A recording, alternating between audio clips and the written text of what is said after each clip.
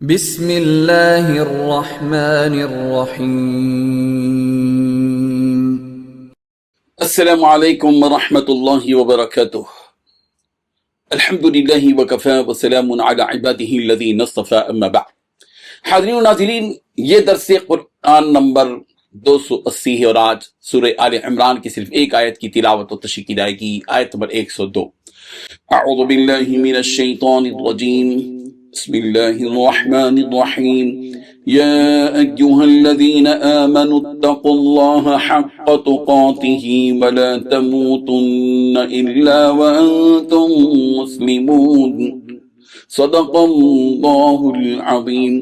لفظی ترجمہ یوں ہے، یا ایہا الذین آمنوا، اے وہ لوگ جو ایمان لائے ہو، اتقوا اللہ، اللہ سے ڈرو، حق تقاتہ، جیسا کہ حق ہے اس سے ڈرنے کا، ولا تموتن، اور نہ ہرگز تمہیں موت آئے، الا وانتم، مگر اس حال میں کہ تم مسلمون، مسلمان ہو۔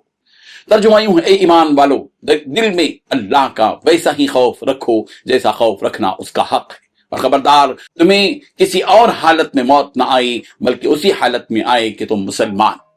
اس آیت میں دو باتیں بتلائی گئی ہیں۔ پہلی بات، تم اللہ سے ڈرو جیسا کہ اس سے ڈرنے کا حق ہے۔ دوسری بات، تمہیں صرف اور صرف مسلمان ہونے کی حالت ہی میں مرنا ہے۔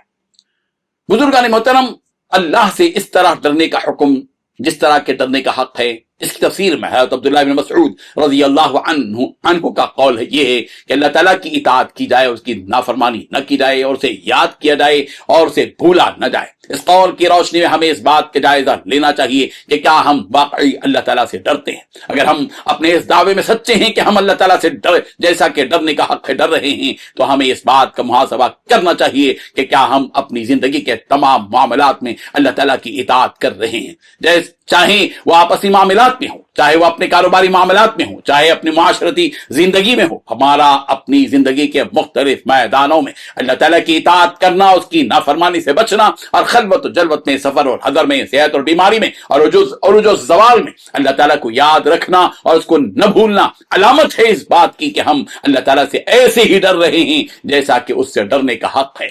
اور اگر ہم اللہ تعالیٰ کی نافرمانی کر رہے ہیں اور اس کو بھول کر اور اس کے احکامات کو پس پش ڈال کر زندگی گزار رہے ہیں، تو اس کا مطلب یہ ہے کہ ہم میں اللہ کا ڈر ویسا نہیں ہے جیسا کہ ہونا چاہیے۔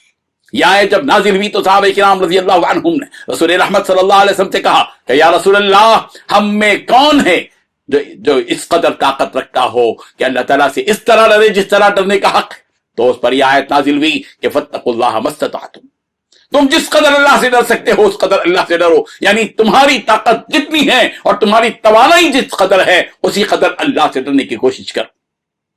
بعض مفسرین یہ کہتے ہیں کہ حق تقوی یہ ہے کہ اللہ تعالیٰ کے معاملے میں کسی کی ملامت اور برائی کی پرواہ نہ کرے اور ہمیشہ انصاف پر قائم رہے۔ اور بعد نے فرمایا کہ کوئی آدمی اس وقت تک تقوی کا حق ادا نہیں کر سکتا جب تک کہ وہ اپنی زبان کو محفوظ نہ رکھے۔ تم کو موت نہیں آنی چاہیے مگر یہ کہ تم مسلمان رہو۔ اس کا مطلب یہ ہے کہ تم آخری دم تک اسلام پر قائم رہو، تمہیں اسلام کے سوا کسی اور حالت میں موت نہیں آنی چاہیے۔ اور سوال یہ ہے کہ اسلام کی حالت ہی میں موت آئے، اس کا فارمولہ کیا ہے؟ اس کا جواب یہ ہے کہ اگر ہم پختہ عزم و ارادے کے ساتھ اپنی پوری زندگی اسلام پر گزاریں گے تو یقین کامل ہے کہ موت اسلام کی حالت ہی میں آئے گی۔ حدیث میں ہے کہ کما تحیون تموتون، تم جس حالت میں زندگی گزارو گے اسی حالت میں موت آئے گی۔ عمل میں اخلاص ہو، ارادے میں پختگی اور عزم ہو، اب معاملات میں استقامت ہو تو اسلام کی حالت ہی میں موت کا آنا یقینی ہے۔